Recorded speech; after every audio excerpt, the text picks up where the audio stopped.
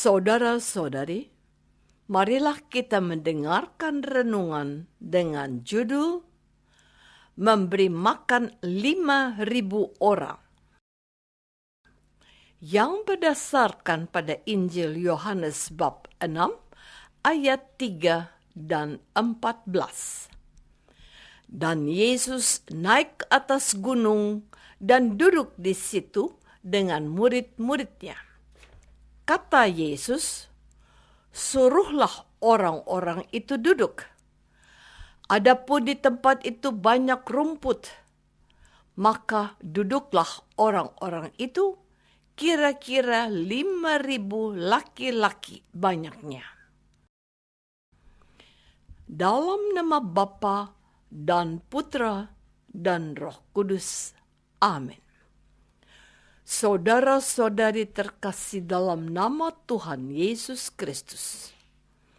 Bacaan Injil pada hari ini menampilkan sebuah kisah yang sangat menarik, sekaligus mengagumkan, yakni Yesus memberi makan kepada 5.000 orang hanya dengan 5 roti dan 2 ikan.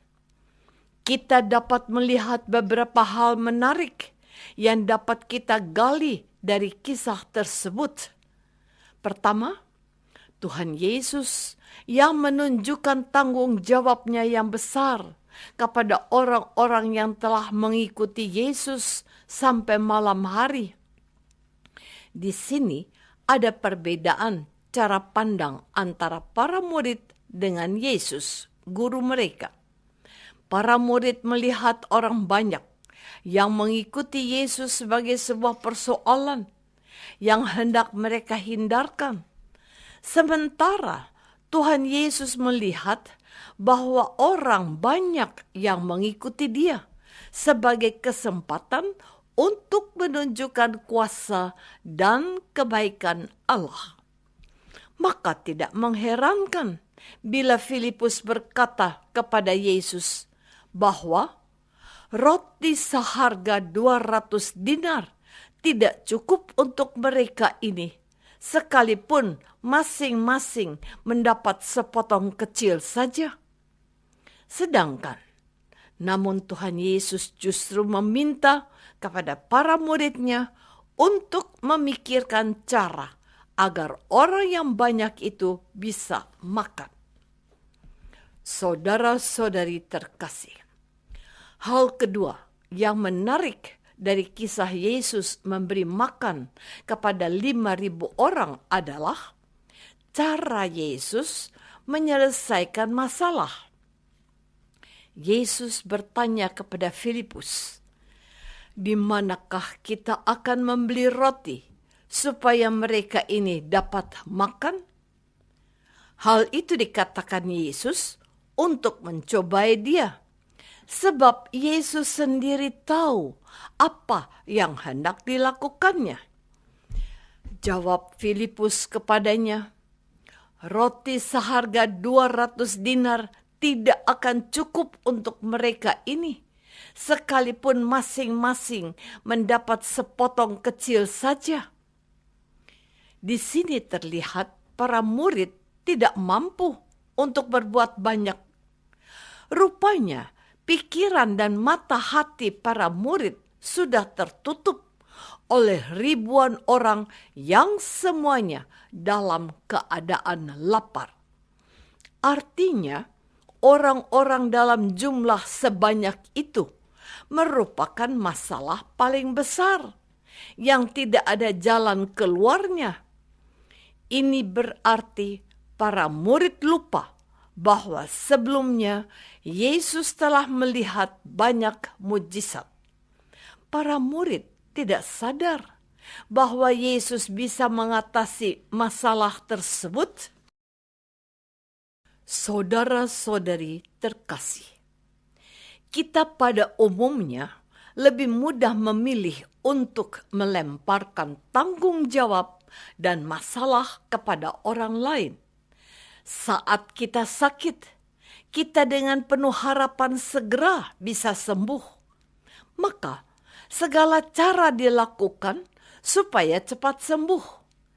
Kita lupa bahwa ada sakit yang Tuhan biarkan terjadi agar kita sadar dan menjadi lebih baik.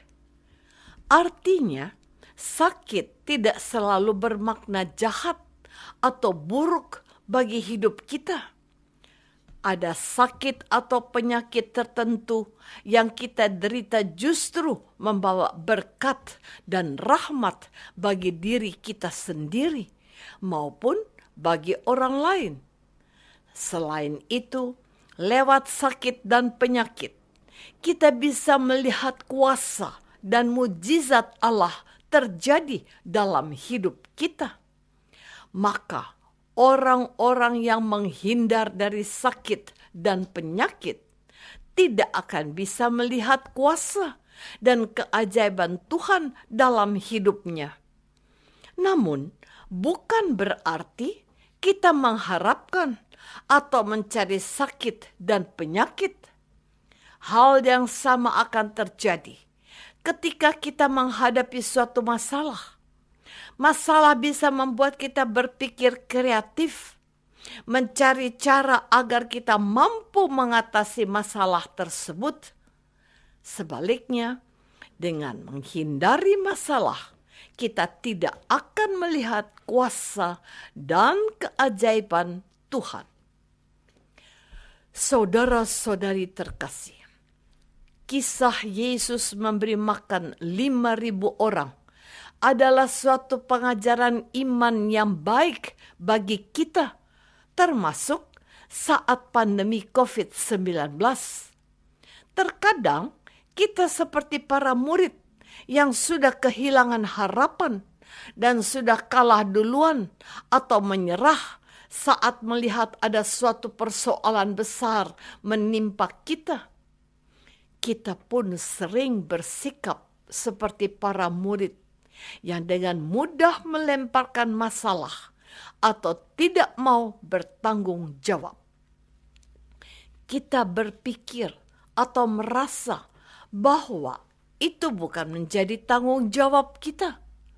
Namun tanpa kita sadari, dengan cara demikian kita menolak rahmat Allah dan tidak mau membiarkan Allah bekerja dalam kekurangan dan kelemahan kita. Sebab kita bisa pastikan bahwa mujizat dan kuasa Allah bekerja lewat kekurangan dan kelemahan kita. Oleh sebab itu, kalau kita berpikir bahwa kita akan menolong orang lain saat kita sudah hidup berkecukupan atau menjadi kaya, maka kita tidak akan pernah bisa menolong orang lain. Sebaliknya, kalau kita mau menolong orang lain meskipun keadaan kita berkekurangan, maka Tuhan akan menunjukkan kuasa dan kebesarannya kepada kita. Apakah kita sudah menjadikan kisah Yesus memberi makan 5.000 orang sebagai kekuatan bagi kita untuk mau menolong sesama? Marilah kita berdoa. Tuhan Yesus Kristus, Engkau melakukan banyak keajaiban dan termasuk memberi makan 5.000 orang. Tuhan, ampuni kami yang terkadang menghindari masalah dan melemparkan tanggung jawab. Bantulah kami agar berani menolong sesama. Doa ini kami persembahkan dalam nama Yesus, Tuhan dan pengantara kami. Amin. Semoga kita semua selalu dinaungi dan dibimbing oleh berkat Allah yang Maha Kuasa, Bapa dan Putra dan Roh Kudus. Amin.